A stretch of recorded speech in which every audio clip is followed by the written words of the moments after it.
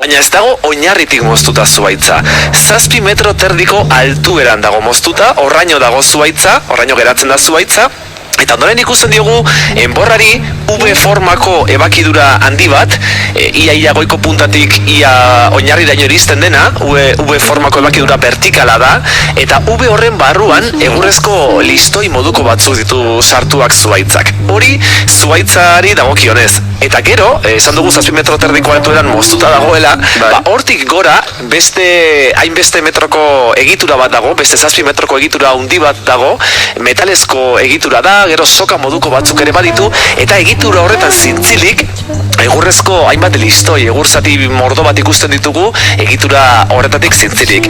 Zuaitza gonda lo, eta nik orain hemengo zorginaren esker egin dutena da esnatu. Orduan zumendi baten bezala, gora egiten dabil.